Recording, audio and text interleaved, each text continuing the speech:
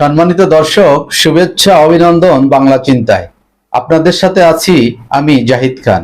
যে যেখান থেকে দেখছেন সবাইকে স্বাগতম। নতুন নতুন খবর দেখতে আমার চ্যানেলটি সাবস্ক্রাইব করে সঙ্গে থাকার জন্য অনুরোধ জানাচ্ছি। ইতিমধ্যে যারা আমার চ্যানেলটি সাবস্ক্রাইব করে সঙ্গে আছেন তাদেরকে জানাই অনেক অনেক ধন্যবাদ। 5 আগস্ট জুলাই ঘোষণাপত্র উপস্থাপন, দৈনিক ইত্তেফাক। খবরে বলা হয়েছে আগামী 5 আগস্ট বিকেল 5টায় জুলাই ঘোষণাপত্র উপস্থাপন করা হবে। শনিবার 2 আগস্ট অন্তর্বর্তী সরকারের ফেসবুক পেজে এ তথ্য জানানো হয়। পোস্টে বলা হয়, অন্তর্বর্তী সরকার জুলাই ঘোষণাপত্রের খসড়া চূড়ান্ত করেছে।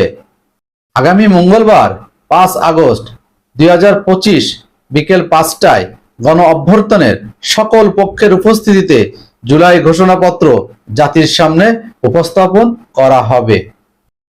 এ বিষয়ে বিস্তারিত অবিলম্বে ঘোষণা করা হবে।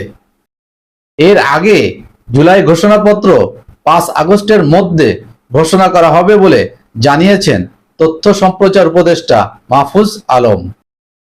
নিজের ভেরিফাইড ফেসবুক পেজে মাহফুজ আলম লেখেন, জুলাই ঘোষণাপত্র এখন বাস্তবতা। 5 আগস্টের মধ্যেই ঘোষিত হবে ঘোষণাপত্র।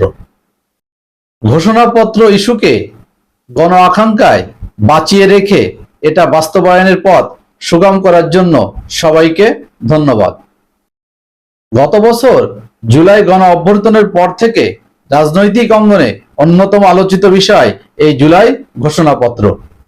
অভ্যর্থনের বর্ষপূর্তি সামনে রেখে সম্প্রতি জুলাই ঘোষণাপত্রের খসড়া বিএনপি, জামাত ইসলামী, জাতীয় নাগরিক পার্টি সহ বিভিন্ন দলকে পাঠিয়েছে অন্তর্বর্তী সরকার।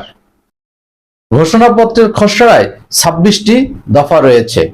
প্রথম 21 দফায় মহান মুক্তিযুদ্ধ সহ বাংলাদেশের মানুষের অতীতের বিভিন্ন ঐতিহাসিক ও গণতান্ত্রিক সংগ্রাম থেকে শুরু করে জুলাই অভ্যর্থনের প্রেক্ষাপট সহ বর্ণনা করা হয়েছে।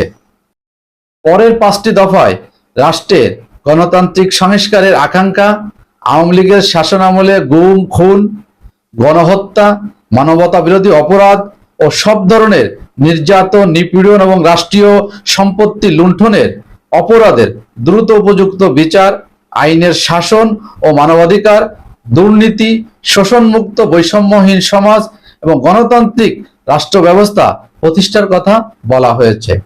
দর্শক, ভালো থাকবেন। দেখা হবে নিশ্চয়ই নতুন কোনো খবরে।